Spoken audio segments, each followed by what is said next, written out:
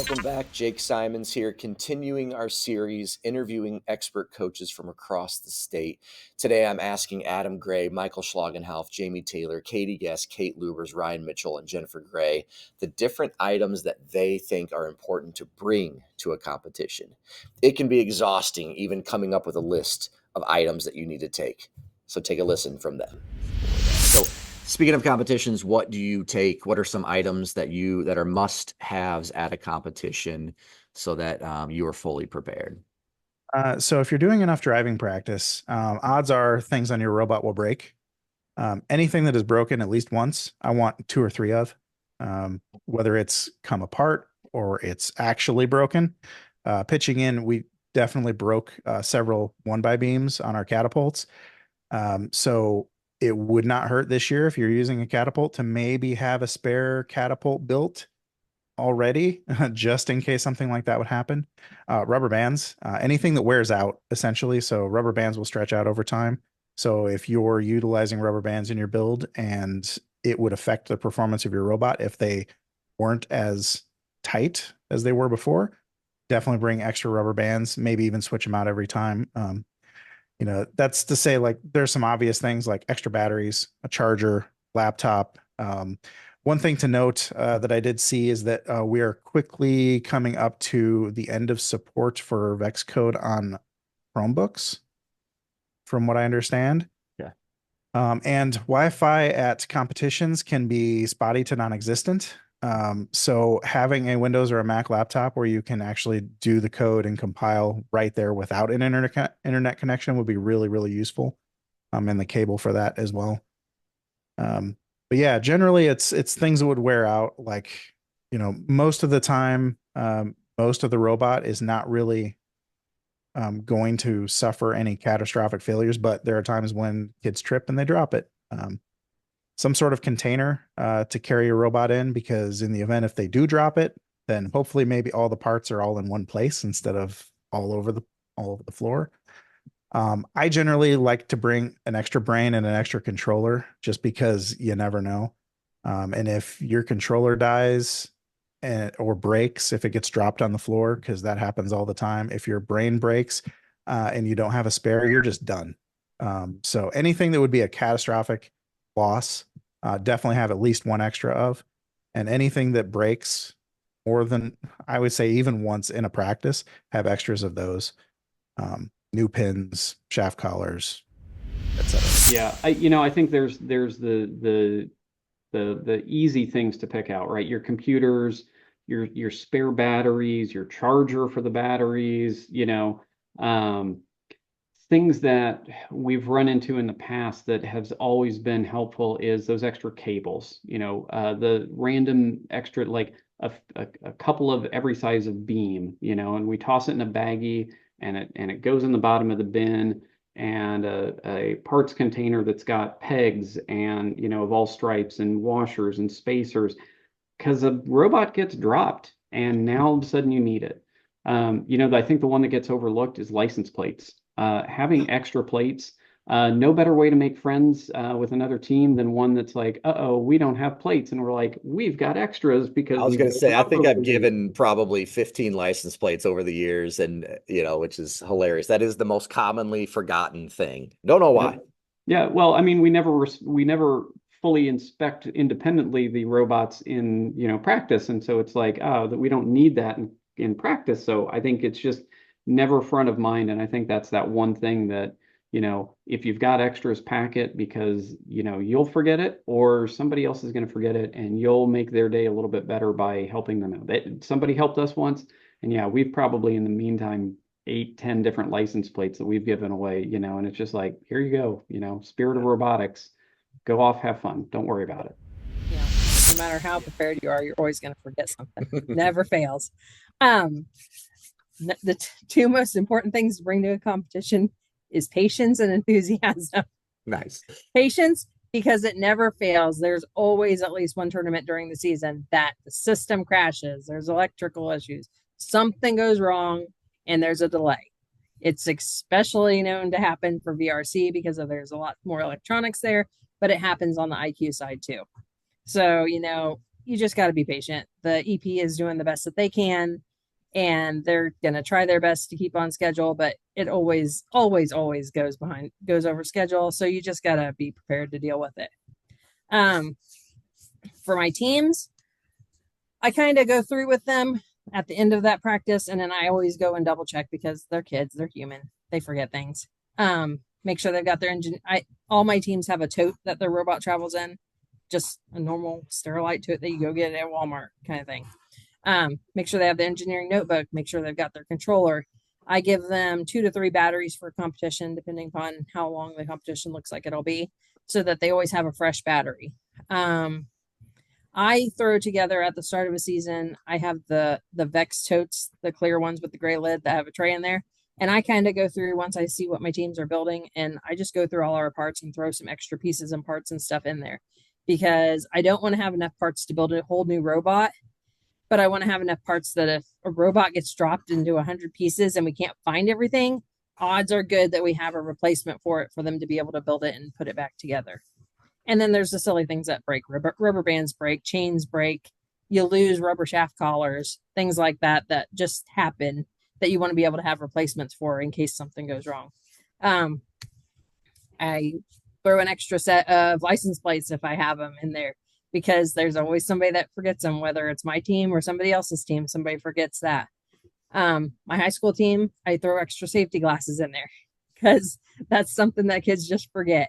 Actually, for my high school team, I've made them come up with saved them last year. I made them come up with a whole checklist, and I make them go through that when they're packing their stuff for the competition. Just, it's a whole lot easier to mark it off a list than try to remember everything every single week. Yep.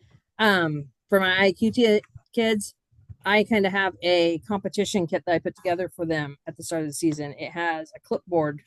It has a what I call their match list paper. It's a paper for them to write down all their match lists on, so that they're not having to hunt through the list of 80, 90 matches and find all of theirs. It's right there in one place for them to write it down on. Easier for them to see when their next match is at. So that goes on their clipboard. I give them a pen, a highlighter. I make up these papers that say, like, where's our team?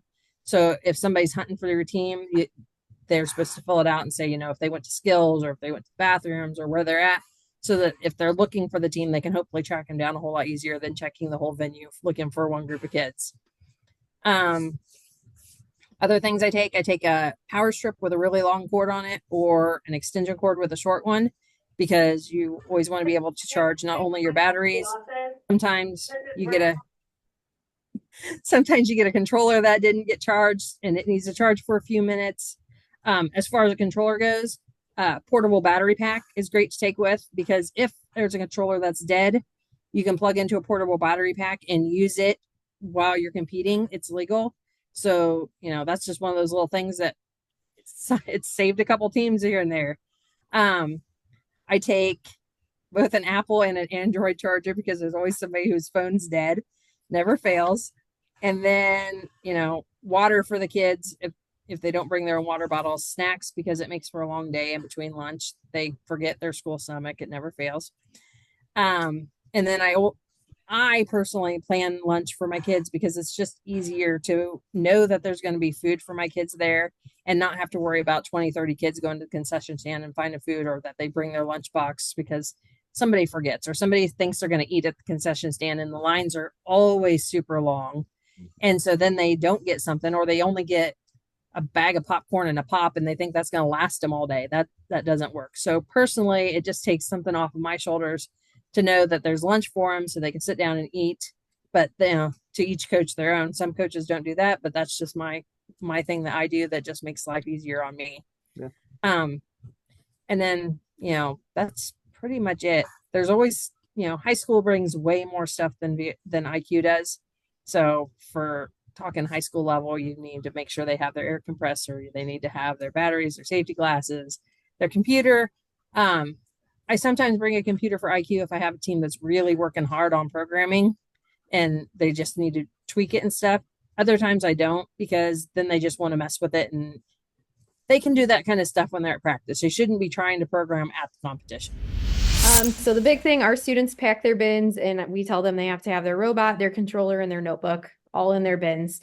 As coaches, we pack up all of the batteries, controllers, the chargers, and then a spare controller if you have that. So there was a time I remember we were at a competition and going into the finals, our alliance members, their controller broke and it just wouldn't work. And thankfully we had an extra one so we could pair it with their robot real quick and they could still run the finals with us and we ended up winning. But like if we didn't have that controller, we would have ran it by ourselves.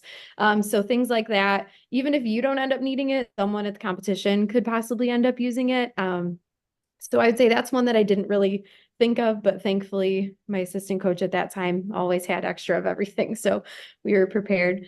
And then we do like one just bin of parts together. So like throughout the week, we'll have it out and we're telling our teams like, hey, anything that you realize you're replacing on your robot or having to keep adding on, put that into the bin. So then like collectively, all of our teams that go have one shared bin of parts that they can bring. The other thing too that has almost hurt us before, random software updates where we're like, motors or something are going to decide that they no longer work with your robot. So a laptop just with the software to be able to update any of those things because we have ran into that on competition day before too. I feel like the REC Foundation strategically sends those updates like Yeah. the Friday night before a competition. Right. For sure. I'm going to start by telling you my biggest rookie mistake. We drove probably about 45 minutes to a tournament and we go to do our first skills and we realize somehow on that last practice before they saved something went wrong. The program got, the loop was wrong. And we went to run our skills and it wasn't working. And we realized we didn't have the computer that the program was on and we didn't have a way to attach back. So that was chaos. We had thankfully a parent, my husband drove all the way back, get the computer and drive all the way back. Right. And so at this point, I mean, thankfully tournaments are, you have a lot of time and thankfully we got in right away. We realized at the very, very beginning of the tournament so we could fix it by then. But nothing is worse than that feeling of, oh crap, and it was a simple mistake. We just forgot to turn something back on the loop because we were testing just a portion of it. But when you're going through that list, you're like, I don't need that. No, you did. So on the top of my list now is whatever computer, iPad, anywhere that you did your coding on. Again, it was a rookie mistake. Most people would be like, well, duh, you got to bring that. But it's on my list now. And cord and an extra cord. So we also experienced that we had a cord that was bad.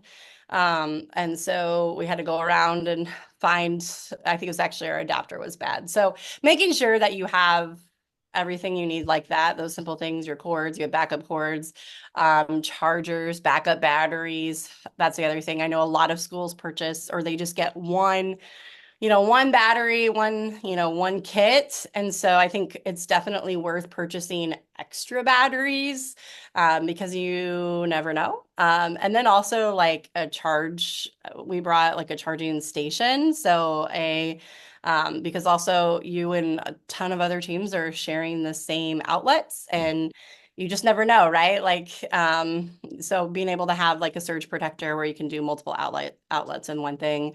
Also having things, making sure that your stuff is like your batteries are labeled. Like we had a battery that disappeared. Someone thought it was theirs, and took our battery and it wasn't labeled. And so it's simple things like that. So making sure your materials are labeled, that it's your team, bringing extras, anything that you think that could potentially, go bad, like cords or whatever, adapters, having your computer, that's very important. But we also then focused on like our team gear. So, bringing things that identified us together as our team, our team uniform, our shirts. We had a lot of parents that I'll show you here, like parents made water bottles. There's just some things like that help boost that morale. So everything from, your gear, making sure we have that. Obviously, you want to bring your robot. One thing that we added to our list was like a small wagon, which made it really easy to transport the robots back and forth.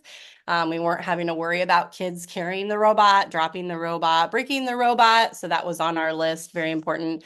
And then we also brought clipboards for all of the our team manager and our scouts, and we also had our documentation team have a clipboard that had where they could be tracking what match we're on, where we are in the queue, how did we score, how are we doing, and that really gave them a sense of ownership, and it also really rallied the ones that tended to get a little bit more distracted because they had a job to do. They had to follow along and keep track of that. And so we carried all those things, pens, highlighters, the power a kid has when they have a highlighter. They're like, what are we going to be highlight? And they were just going to town.